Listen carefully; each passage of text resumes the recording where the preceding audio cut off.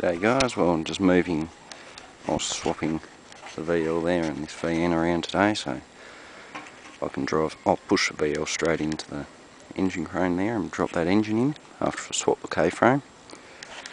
So hopefully this is all ready to move. I desulfated this battery that's in it, got it connected. It's quite an old battery but it seems to hold a pretty good charge now. Still haven't fixed the fuel pump, so I've just got the fuel tank hooked up to one of the vacuum ports, and yeah, we'll get it moving. There we go, she's running. Oh, we'll move this bitch.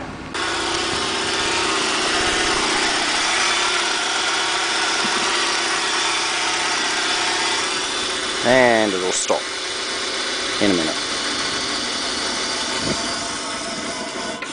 Perfect. Alright, that's that one moved. Just got to finish moving this one. This one's not quite so easy to move. Will be soon though. This one's currently on eBay. Hopefully it's gone soon. A bit more room in the yard. And a bit of other shit in eBay as well at the moment. So I just got a call out to the farm. Apparently a ute's been dropped off to fix. I'll head out there. This car hasn't been out of town for a long time, so thought I'd give it a bit of a run. Goes quite well out on the open road. Bikes do about 120 and you're only allowed to do 100. Just isn't happy doing 100.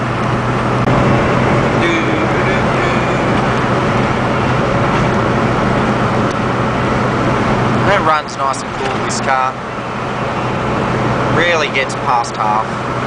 If you really get stuck into it on a hot day on a straight road, it warms up, but it just happily rumbles along. Anyway, the ute we're fixing it, I actually sold it off the farm not that long ago. It was the old red farm ute. Now they want to put it back on the road, so I fixed the diesel tank not that long ago and the sump gasket. Be able to check on those, see if they're leaking or not. And yeah, just got to get this wiring sorted. Well, got that Hilux stuff knocked over. A few more jobs to do on that after all. Here's the two K-frames next to each other. That's a V8 one. Here's a 6-cylinder one. Deleting the power steering. They're not really that heavy of a car without power steering anyway. Pardon me. So it's just a matter of getting it back in the car now. Well, that's mostly bolted back in. Just got to put the final bolts in, but the main part it's put back together.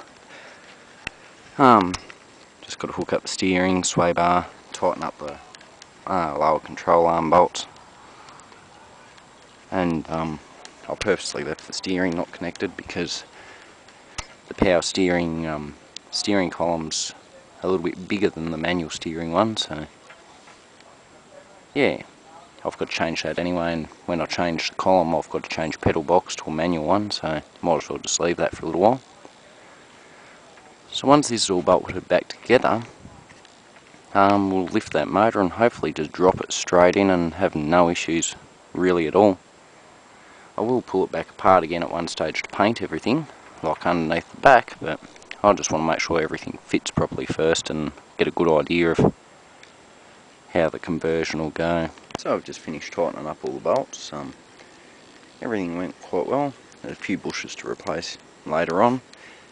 Sway bar bushes are a bit sad. The boots on the steering rack are a bit sad, but it's a good rack in it, so I'll just change the boots with some brand new ones. But all in all, very happy so far. Before the engine goes in, I'll do the steering and clutch master cylinder and pedal box, because it's a lot easier with nothing in the bay. And then hopefully I'll get to that tomorrow. Hopefully on Monday I'll just be able to pick the engine up and basically dump it in here and see how well everything fits. It should fit together. It was a factory 6-cylinder, but I don't know what's been hacked about when they converted it to V8. So yeah, that's where I'm up to. I will strip everything out of here again in a while and respray it, but got to get a new battery tray and a few other bits and pieces. New fuse box wouldn't go astray, they always melt. Might need to get another parts car yet, just for those finishing touches, because bits and pieces I needed out of that were also no good. We'll see how everything pans out anyway. Thanks for watching.